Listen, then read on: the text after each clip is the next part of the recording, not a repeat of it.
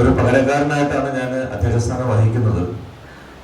പെയ്യാറിനെ പറ്റിയുള്ള ഈ ഒരു പ്രൗഢ പ്രഭാഷണ പരമ്പര അത് സമാധാനത്തെ ഇവിടെ വന്നിരുന്ന് കേൾക്കാം എന്നൊരവസ്ഥയിലാണ് എത്തിയത്. അപ്പോഴാണ് ഉണ്ണിയേട്ടൻ പറഞ്ഞത് അധ്യക്ഷസ്ഥാനം വഹിക്കണം എന്നുള്ളത്. ഭാഷാ സംബന്ധമായിട്ടുള്ള ചർച്ചകളിൽ പ്രധാനപ്പെട്ട ഒന്ന് വ്യാകരണത്തെ സംബന്ധിച്ച് വരുന്നതാണ്. ഭാഷയ്ക്ക് വ്യാകരണം വേണോ വേണ്ടയോ എന്നുള്ള ഒരു കാര്യം. ഭാഷ ആശയവിനിമയത്തിന്റെ ഉപാധിയാണ് എന്ന ഏറ്റവും ലളിതവും അടിസ്ഥാനപരവുമായിട്ടുള്ള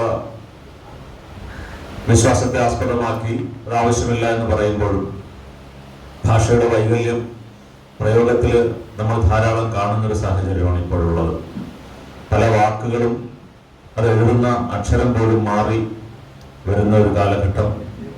പുതിയ പത്രവാർത്തകളും ദൃശ്യമാധ്യമത്തിലെ വാർത്തകൾ സ്ക്രോൾ ചെയ്ത് പോകുന്നതൊക്കെ കണ്ടു കഴിഞ്ഞാൽ അത് ചിലപ്പോഴെങ്കിലും മലയാളം ഭാഷയാണോ എന്ന് സംശയം തോന്നിക്കുന്ന വിധത്തിലുള്ള പ്രയോഗ വൈകല്യങ്ങൾ ധാരാളമായിട്ട് കാണുന്നുണ്ട്.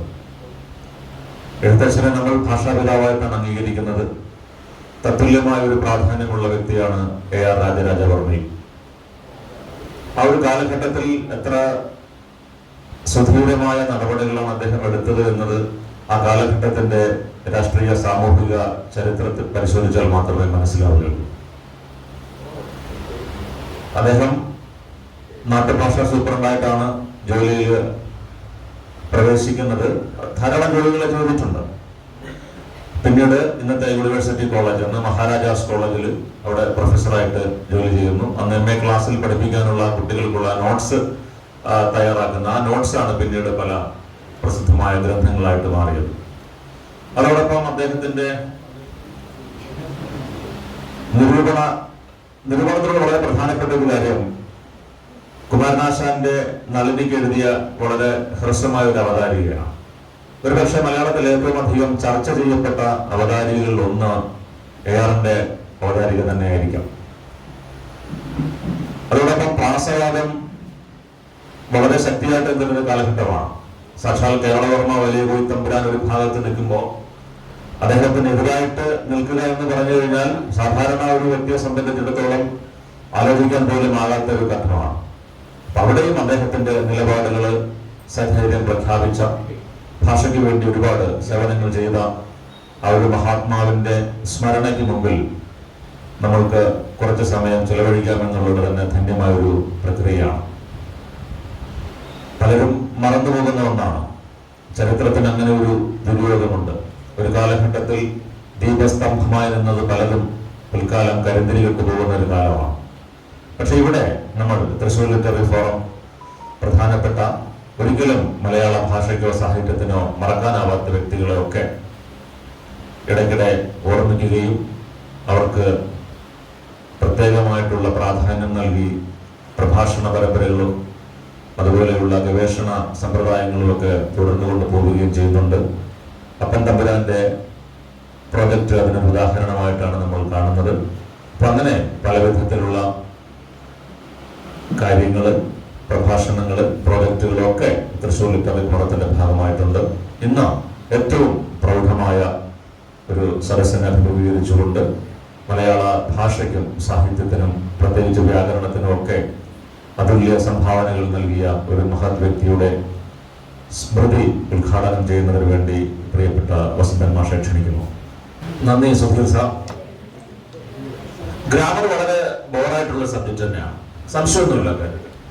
എന്തുകൊണ്ട് അത് ബോറായിട്ട് തോന്നുന്നു എന്നുള്ളത് ഒരുപക്ഷെ നമ്മളെ പഠിപ്പിച്ചിട്ടുള്ള അധ്യാപകരുടെ ഭാഷ കൈകാര്യം ചെയ്യുന്നതിലോ ആ വിഷയം കൈകാര്യം ചെയ്യുന്നതിലുള്ള വ്യത്യാസം കൊണ്ടായിരിക്കും. എനിക്ക് കണക്ക് തീരെ ഇഷ്ടമുള്ള വിഷയമല്ല. അത് കണക്കിനോട് അത് കണക്കിന്റെ ഒരു ദോഷമാണോ അല്ല ഇനി എന്നെ പഠിപ്പിച്ച അധ്യാപകന്റെ ദോഷമാണോ അത് എനിക്ക് കണക്ക് മനസ്സിലാകാത്തതിന്റെ പ്രശ്നമാണോ, അങ്ങനെ പല വിഷയങ്ങൾ ചേർന്ന് വരുമ്പോഴാണ് അതിന്റെ ഒരു ആസ്വാദ്യത, അത് ഭാഷയായാലും സാഹിത്യമായാലും ശാസ്ത്രമായാലും വരുന്നത്. സാർ വളരെ വ്യക്തമായിട്ട് പറഞ്ഞ ചില കാര്യങ്ങൾ, അതിന്റെ ആദ്യഘട്ടം വളരെ ടെക്നിക്കലായിരുന്നു. വളരെ രസകരമായ രീതിയിൽ ഞാൻ വളരെ ശ്രദ്ധിച്ചിരുന്നൊരു കാര്യമാണ്. കാര്യം 10ാം ക്ലാസ്സിന് ശേഷം ഇത്തരം കാര്യങ്ങൾ ആദ്യമായിട്ട് കേൾക്കുകയാണ്. അതുകൊണ്ട് വളരെ ശ്രദ്ധിച്ചു തന്നെ ഇരുന്നു. ക്ലാസ് റൂമുകളിലൊക്കെ നിപ്രസം ഉപ്രസം അതൊക്കെ പറഞ്ഞ് അതുപോലെ വൃത്തത്തിന്റെ കാര്യങ്ങളൊക്കെ പറഞ്ഞ് ഭാഷ ഉപയോഗിക്കേണ്ടുന്ന രീതികള്, കവികളുടെ കാര്യമൊക്കെ പറഞ്ഞു. അപ്പോൾ ഒരു കാര്യം എനിക്ക് പെട്ടെന്ന് ഓർമ്മ വന്നതാണ്. വള്ളത്തോളിന്റെ ഒരു കവിതയെ പറ്റി പറയുമ്പോ കൃഷ്ണനായർ സാറ് പറഞ്ഞൊരു കാര്യമാണ്. ഉടൻ മഹാദേവി ഇടത്ത് കൈയാൽ അഴിഞ്ഞ വാർപ്പുംകുഴൽ ഒന്നൊതുക്കി ജ്വലിച്ച കൺകൊണ്ടൊരു നോക്കി പാർശ്വസ്ഥനാകും പതിയോട് ഉരച്ചു. കൺകൊണ്ട് നോക്കാവോ എന്നുള്ളൊരു ചോദ്യം വരുന്നുണ്ട് അവിടെ. കണ്ണുകൊണ്ടാണ് നമ്മൾ നോക്കുന്നത്. അപ്പോൾ അവിടെ ചോംസ്കി പറയുന്ന ഒരു കാര്യമുണ്ട്, ഗ്രാമാറ്റിക്കബിലിറ്റി ആൻഡ് അക്സെപ്റ്റബിലിറ്റി എന്നൊരു കാര്യമുണ്ട് അദ്ദേഹത്തിന്റെ. നമ്മള് വ്യാകരണ സംബന്ധമായിട്ട് ശരിയാകുമ്പോഴും അതിന്റെ ഒരു സ്വീകാര്യത, വളരെ പ്രസിദ്ധമായ ഒരു ഉപമയുണ്ട് അദ്ദേഹത്തിന്റെ. ഒരു വാചകമുണ്ട്, colourless green ideas sleep furiously എന്നൊരു വാചകമുണ്ട്. Colourless green ideas sleep furiously, അതായത് നിറമില്ലാത്ത പച്ച സ്വപ്നങ്ങൾ അക്രമാസക്തമായി ഉറങ്ങുന്നു എന്നാണ് അതിനെ മലയാളത്തിലേക്ക് പറയുമ്പോൾ അതിന്റെ ഒരു അർത്ഥം വരുന്നത്. ഇത് ശരിയാണോ തെറ്റാണോ? ശരിയാണോ തെറ്റാണോ ഈ ഒരു വാചകം? Colourless green ideas sleep ഫ്യൂരിയസ്ലി.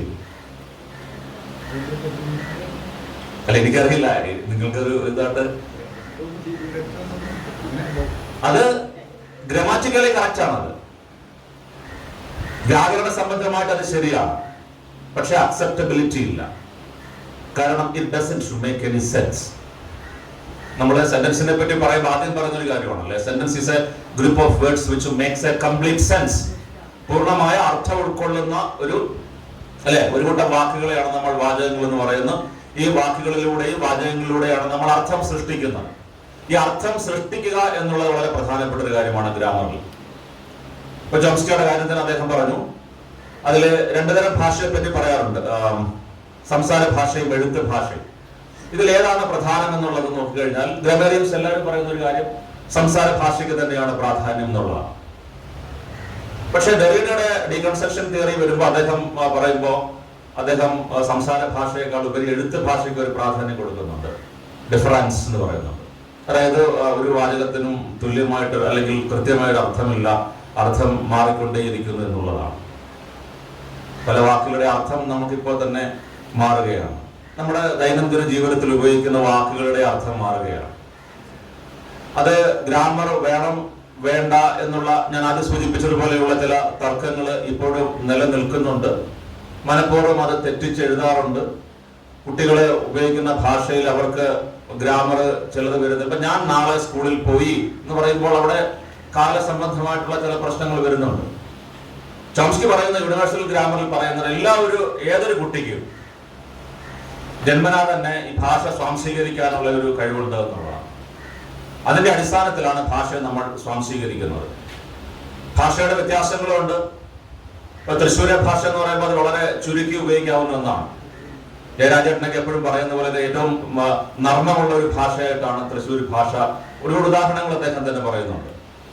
ഇപ്പൊ എന്റെ പിതാവ് മരിച്ചു എന്ന് പറയുമ്പോൾ അപ്പം പടവായി എന്ന് പറയുന്നത്. രണ്ടിന്റെ അർത്ഥം ഒന്ന് തന്നെയാണ് എങ്കിലും അത് ഉപയോഗിക്കുന്ന ഭാഷ മാനകമായ ഭാഷയിൽ എല്ലായ്പ്പോഴും സംസാരിക്കാനായിട്ട് ബഷീറിന്റെ കൃതികളിൽ ആഖ്യയും ആഖ്യാത പാത്തമ്മയുടെ ആടിലേക്ക് വരുന്നത് പോലുള്ള ഒരു കാര്യം തന്നെയാണ്. അപ്പൊ സാറ് വളരെ ഗംഭീരമായിട്ടുള്ള ഒരു പ്രഭാഷണമാണ് നടത്തിയത്. അപ്പൊ എല്ലാവരും വളരെ ശ്രദ്ധിച്ചിരിക്കുമ്പോൾ സാറിനത് നമ്മള് ബോറായിട്ടിരിക്കുകയാണെന്നൊരു തെറ്റിദ്ധാരണ ഉണ്ടായിട്ടുണ്ട്. അങ്ങനെയല്ല, വളരെ ശ്രദ്ധിച്ചിരിക്കുന്നത് ആ ഒരു കാര്യം കൊണ്ടാണ് അങ്ങനെ സാറിന് തോന്നിയത്. പ്രഭാഷണം പെട്ടെന്ന് അവസാനിപ്പിക്കാനുള്ള കാരണമായിട്ടാണ് അദ്ദേഹം അത് കരുതിയതെങ്കിൽ അങ്ങനെയല്ല എന്ന് പറയാൻ ഞാൻ ഒരു അവസരം വിനിയോഗിക്കുകയാണ്. വളരെ ശ്രദ്ധിച്ചു തന്നെയാണ് ഇരിക്കുന്നത്. കാര്യം ഇതൊരു വളരെ ആഴത്തിൽ പോകേണ്ടുന്ന ഒരു വിഷയമാണ്. എല്ലാം നമുക്ക് ലളിതവൽക്കരിച്ചുകൊണ്ട് പോകാനായിട്ട് പറ്റുകയുമില്ല. ചില കാര്യങ്ങൾ അങ്ങനെയാണല്ലോ. അത് പറയാൻ ചില ഭാഷകൾ വേണമെന്ന് ബെർണാഡ് ഷായും പറഞ്ഞിട്ടുണ്ട്. എം.എൻ. വിജയൻ മാഷയുടെ അവസാനത്തെ പത്രസമ്മേളനം അദ്ദേഹം ഇത് കോട്ട് ചെയ്തുകൊണ്ടാണ് പറയുകയും ചെയ്യുന്നത്. ചില കാര്യങ്ങൾ ചില ഭാഷയിൽ മാത്രമായി പറയാൻ പറ്റൂ. ഭാഷയുടെ ആ ഒരു പ്രാധാന്യം അത് തന്നെയാണ്. വളരെ പ്രധാനപ്പെട്ട ഒരു കാര്യമാണ് പറഞ്ഞത്, ഭാഷ ഇവോൾവ് ചെയ്യുകയാണ് എന്ന് പറഞ്ഞത്. സ്റ്റാറ്റിക് അല്ല. Language is not static, it is evolving, it is changing always. ഇപ്പൊ നമ്മുടെ പുതിയ കുട്ടികളുടെ ചില ഭാഷകള്, ചില വാക്കുകളൊക്കെ ഉണ്ട്, എന്താണെന്ന് നമുക്ക് മനസ്സിലാകുന്നില്ല. ഇപ്പൊ സാറ് ആനവാരിയുടെയും പൊൻകുരിശിന്റെ ഒക്കെ പറഞ്ഞു. ഇനി നാളെ ഭാഷയിൽ വരുന്നൊരു കാര്യം, രഘുനാഥൻ സാറ് ഈ ദേശാഭിമാനി വാരികയിൽ എഴുതിയ നടുവിലാൽ എന്നൊരു കഥയുണ്ട്, വായിക്കേണ്ടത് ഒരു കഥയാണ്. അതിലെ പ്രധാന കഥാപാത്രം നടുവിലാൽ ശങ്കരൻകുട്ടി. അത് പറഞ്ഞതുപോലെ മലയാള ഭാഷയില് ആനവാരിയെ പോലെയും പൊൻകുരിശുരാമയെ പോലെയും ഒക്കെ വികാസം പ്രാപിക്കും, കുഴപ്പമൊന്നുമില്ല. ആ ഒരു കഥാപാത്രമായിട്ട് മാറുകയാണ്. ചില സ്വഭാവ സവിശേഷതകളെ സൂചിപ്പിക്കാൻ വേണ്ടിയിട്ട് നമ്മൾ പറയുന്ന എട്ടുകാലി മമ്മൂഞ്ഞെന്ന് പറയുമ്പോൾ തന്നെ ആ വാക്കിന്റെ അർത്ഥം നമുക്ക് മനസ്സിലാകുന്നു. ഇപ്പൊ ചില സാമൂഹിക സാഹചര്യങ്ങളിൽ ഒക്കെ ഡോൺ കിക്സോട്ട് എന്ന് പറയുമ്പോൾ തന്നെ fighting at the windmills എന്ന് പറയുമ്പോൾ അതിന്റെ അർത്ഥം, ആ പ്രയോഗത്തിന്റെ സാങ്കത്യം നമുക്ക് മനസ്സിലാകുന്നു. അപ്പോൾ ഭാഷ പല സൗന്ദര്യവും നമുക്ക് പ്രദാനം ചെയ്യുന്നുണ്ട്. ഇന്നലെ കണ്ടൊരർത്ഥമല്ല ഇന്നുണ്ടാകുന്നത്, നാളെ അതിന് മറ്റൊരർത്ഥമായിരിക്കാം. അത് തന്നെയാണ് ഭാഷയുടെ സൗന്ദര്യവും അതിന്റെ പ്രസക്തിയാണ് നമ്മളിവിടെ ചർച്ച ചെയ്യുന്നത്. ഒരിക്കൽ കൂടി സാറിന് നല്ല ഒരു പ്രഭാഷണത്തിന് നന്ദി പറയുന്നു. അടുത്ത പ്രഭാഷണത്തിനായി ഡോക്ടർ വി സി സുപ്രിയെ ക്ഷണിക്കുന്നു. ARന്റെ ബഹുമുഖ വ്യക്തിത്വത്തെ പറ്റി വളരെ മനോഹരമായ രീതിയിലാണ് ടീച്ചർ സംസാരിച്ചത്. ഇതിൽ അവസാനം പറഞ്ഞ പ്രധാനപ്പെട്ട ഒരു കാര്യമുണ്ട്. മലയാളത്തിൽ നമ്മൾ പല ആൾക്കാരുടെയും ദിനം ആചരിക്കുമ്പോൾ എന്തുകൊണ്ട് ARനെ മറക്കുന്നു എന്നുള്ളൊരു പ്രസക്തമായ ചോദ്യം ടീച്ചർ ചോദിച്ചു. ഇതിനുള്ളൊരു മറുപടി ഇപ്പോ ഉണ്ണേട്ടൻ പറഞ്ഞൊരു കാര്യമാണ്. അപ്പൊ നമ്മൾ ഈ പരിപാടിയുടെ നോട്ടീസ് പല ആൾക്കാർക്കും അയച്ചു കൊടുത്തു. പല ആൾക്കാർ സാധാരണ ഇത് ചെയ്യുന്നതാണ്. ഒരു ആൾ പറഞ്ഞൊരു മറുപടി, ഒരു പുരോഗമന ബുദ്ധിജീവിയായിട്ടുള്ള ഒരു വ്യക്തി പറഞ്ഞ മറുപടി, ARനെയൊക്കെ പറ്റി പറയുമ്പോൾ അതൊരു സവർണ ബ്രാഹ്മണിക ചിന്താഗതിയിലേക്ക് പോകുന്നതല്ലേ എന്നാണ് ചോദിച്ചത്. തെളിവുണ്ട്, ഇപ്പൊ എന്നെ കാണിച്ചാണ്. അപ്പൊ പറയാൻ ഈ ഒരു വിഷയം പറഞ്ഞു മടുത്തതാണ്. എന്നാലും പറയാതിരിക്കാൻ നിർവാഹമില്ല. നമ്മുടെ ഒരു ബോധം എങ്ങോട്ടൊക്കെയാണ് പോകുന്നത് എന്നുള്ളത്, എത്രമാത്രം അപജയത്തിലേക്കാണ് പോകുന്നത് എന്നുള്ളതാണ്. എന്ത് കാര്യത്തെയും ഈ പറഞ്ഞ ഒരു ജാതിയുടെ, അത് പ്രത്യേകിച്ച് ഈ ഒരു സവർണ അവർണ വ്യത്യാസം ഉണ്ടാക്കി സമൂഹത്തിൽ വിഭജനത്തിന്റെ രീതികൾ മാത്രം കണക്കാക്കുന്ന രീതിയാണ്. ഇതിനെപ്പറ്റി ആലോചിക്കുമ്പോൾ നമ്മൾ ആരെങ്കിലും വിചാരിച്ചു ഇങ്ങനെ ഒരു കാര്യം വരുന്നത്? ഇത്ര മോശമായിട്ടുള്ള ഒരു കാര്യത്തിലേക്കാണ് നമ്മുടെ സമൂഹം പോകുന്നത് എന്നുള്ളതാണ്. ഇവിടെ വന്ന ആരെങ്കിലും ARന്റെ ജാതി നോക്കിയിട്ടാണോ, അല്ലെങ്കിൽ സവർണ ബ്രാഹ്മണനാണോ ക്ഷത്രിയനാണോ എന്താന്നുള്ള കാര്യമൊക്കെ നമ്മളിത് വല്ലതും അന്വേഷിക്കുന്നുണ്ടോ? അപ്പൊ മലയാള ഭാഷയുടെ പിതൃസ്ഥാനത്തിന് തുല്യം വഹിക്കുന്ന ഒരു മഹാനായ വ്യക്തിയെ അവഗണിച്ചതിലുള്ള ഒരു വിഷമം, അതിനെ ഒന്ന് പരിഹരിക്കുന്ന രീതിയിലേക്ക് പുതിയ തലമുറയിലേക്കോ അല്ലെങ്കിൽ ഒന്നോ മറിഞ്ഞു കിടന്ന ചില കാര്യങ്ങളൊന്ന് ഓർമ്മിപ്പിക്കുന്നതിനൊക്കെ ഉള്ളൊരു സമുദ്ദേശകരമായ ഒരു സംരംഭത്തെ ഏത് രീതിയിലാണ് ചില വ്യക്തികൾ നോക്കിക്കാണുന്നത് എന്നുള്ളത് തന്നെയാണ് ഇത്തരത്തിലുള്ള മഹാന്മാര് മുമ്പോട്ട് കൊണ്ടുവരാനിരിക്കാനുള്ള പ്രധാനപ്പെട്ട ഒരു കാര്യം. എന്തുകൊണ്ട് ARന്റെ ജീവചരിത്രം പ്രധാനപ്പെട്ട പല കാര്യങ്ങളും, വളരെ പ്രസക്തമായ കാര്യമാണ് ടീച്ചർ പറഞ്ഞത്. പ്രധാനപ്പെട്ട ജനാധിപത്യവൽക്കരണമാണ്. കൊട്ടാരത്തിലുള്ള ഒരാൾ കോളേജിൽ പോയി പഠിക്കുക എന്നുള്ളത് തന്നെ ഒരു വലിയ കാര്യമാണ്. അവിടെ അദ്ദേഹത്തിന് പ്രത്യേകമായ ആനുകൂല്യങ്ങൾ വേണ്ട എന്നുള്ളതൊരു കാര്യമാണ്. അദ്ദേഹം സ്വന്തം ശമ്പളത്തിൽ നിന്ന് വീട് പണിഞ്ഞു എന്നുള്ളത് അതിൽ വലിയൊരു കാര്യമാണ്. എന്നിട്ട് രാജഭരണകാലത്ത് അദ്ദേഹത്തിന്റെ ഭാര്യയെ കൂടെ കൊണ്ടുവന്ന് താമസിപ്പിക്കുക എന്നുള്ളത് അതിലും വലിയ കാര്യമാണ്. സ്വന്തം അമ്മാവനെതിരായിട്ടൊരു സാഹിത്യ സിദ്ധാന്തത്തിൽ പക്ഷം പിടിക്കുക എന്നുള്ളത് അക്കാലത്ത് ചിന്തിക്കാൻ പറ്റാത്തൊരു കാര്യം തന്നെയാണ്. ഇത്തരത്തിലുള്ള വലിയ കാര്യങ്ങൾ, ഇങ്ങനെയാണ് മാറ്റങ്ങൾ ഉണ്ടാകുന്നത്. നളിനിയുടെ അവതാരികൾ പറഞ്ഞ ആ ഒരു പ്രധാനപ്പെട്ട പോയിന്റിലേക്ക് മാത്രം എത്തുന്ന ആ രീതിയിലേക്കുള്ള ഒരു നിരൂപണ സിദ്ധാന്തങ്ങളൊക്കെ വരുന്നത് ആ ഒരു ഊർജ്ജം അദ്ദേഹത്തിലുണ്ട് എന്നതുകൊണ്ടാണ്. ഇപ്പൊ നമ്മളെന്താണ് ഉദ്ദേശിക്കുന്നത്, മറ്റുള്ളവർ എന്താണ് കാണുന്നത്, അത് നേരത്തെ പറഞ്ഞതുപോലെയാണ്. ഒരു വാക്കിനെ നമ്മൾ എങ്ങനെ കാണുന്നു എന്നുള്ളത്, ഒരു വ്യക്തിയെ മറ്റുള്ളവർ എങ്ങനെ കാണുന്നു എന്നുള്ളതും ഈ ഗ്രാമറിന്റെ ചില ഭാഗങ്ങൾ തന്നെയാണ്. അതില് ഇപ്പൊ വൃത്തമഞ്ജരിയില് എല്ലാ വൃത്തത്തിനും അതിന്റെ ലക്ഷണങ്ങളൊക്കെ എഴുതിയതും AR തന്നെയാണ്. ഒരു പഴയ തമാശ ഓർമ്മ വരുന്നത്, നിങ്ങൾക്ക് അറിയാവുന്നതാണെങ്കിലും പറയുകയാണ്. ഈ ശാർദൂല പണ്ടത്തെ പരീക്ഷയിലൊക്കെ 10ാം ക്ലാസ്സിലൊക്കെ വൃത്തം എഴുതി സമന്വയിപ്പിക്കുക എന്നുള്ള ഒരു കാര്യം വരുമല്ലോ. ശാർദൂല വിക്രീഡിതം, വൃത്തം എഴുതി സമന്വയിപ്പിക്കുക, വളരെ മനോഹരമായിട്ട് തന്നെ എഴുതിയതാണ്. ശാർദൂലം പുള്ളി, വിക്രീഡിതം കളി, ലക്ഷണമാണ്. 12 മസജം സദന്ത ഗുരുവും ശാർദൂല വിക്രീഡിതം, വളരെ വ്യക്തമായിട്ട് എഴുതുകയാണ്. 12 മസജം, 12ാം മാസത്തിൽ ജനിച്ചവൻ, സദന്ത അവന്റെ തന്ത, ഗുരു അധ്യാപകൻ, ശാർദൂലം പുലി, വിക്രീഡിതം കളി, സമന്വയം. 12ാം മാസത്തിൽ ജനിച്ചവനും അവന്റെ തന്തയും അവന്റെ ഗുരുവും തമ്മിലുള്ള പുലിക്കളിയാണ് ശാർദൂല വിക്രീഡിതം. ഏതാണ്ട് അതേ രീതിയിലാണ് നമ്മുടെ ഈ ബുദ്ധിജീവികൾ ഇതിനെ കാണുന്നത് എന്നുള്ളത് ഇതുമായിട്ട് ചേർത്ത് വെച്ച് വായിക്കുന്നു എന്ന രീതിയിൽ മാത്രമേ ഞാൻ പറഞ്ഞുള്ളൂ. AR-ന്റെ ജീവചരിത്രത്തെ വളരെ മനോഹരമായി അവതരിപ്പിച്ച അദ്ദേഹത്തിന്റെ സാഹിത്യത്തിലെ പല മേഖലകളെ പറ്റിയും വളരെ ഗംഭീരമായ അയത്നലളിതമായ ഭാഷയിൽ ഒരു നദി ഒഴുകി വരുന്ന അതേ ലാളിത്യത്തോടെ അവതരിപ്പിച്ച സുപ്രിയ ടീച്ചറുടെ പ്രഭാഷണത്തിന് ശേഷം ഇനി രുദ്രമാഷയെ ക്ഷണിക്കുന്നു. വിഷയം വളരെ ഗംഭീരമായ ഒന്നായിരുന്നു. അവതരണം അതിലും ഗംഭീരമായതായിരുന്നു. ഓഡിയൻസ് അധികം ആൾക്കാരൊന്നും പോയിട്ടുമില്ല. സാർത്ഥകമായൊരു സാഹിത്യ സദ്യ തന്നെയായിരുന്നു എന്നുള്ളതിൽ സംശയമൊന്നുമില്ല. മഹാപണ്ഡിതനായ വസന്തൻ മാഷ് അദ്ദേഹത്തിന്റെ സ്വരസിദ്ധമായ ശൈലിയിൽ തന്നെ സാഹിത്യത്തിലെ ഷെർലക് ഹോംസിനെ പോലെ തന്നെ ചില പ്രധാനപ്പെട്ട കാര്യങ്ങൾ, മനസ്സിലാക്കേണ്ട കാര്യങ്ങളൊക്കെ വളരെ വിശദമായ രീതിയിൽ തന്നെ പറയുകയും ആസ്വാദികരമായ രീതിയിൽ തന്നെ ഈ ഒരു പ്രഭാഷണം അവസാനിപ്പിക്കാനായിട്ട് നമുക്ക് കഴിയുകയും ചെയ്തു. ഇനിയുള്ളത് നന്ദി ആണ്. അതിനുവേണ്ടി ശ്രീമതി രാജലക്ഷ്മി മാനേജ് ക്ഷണിക്കുന്നു.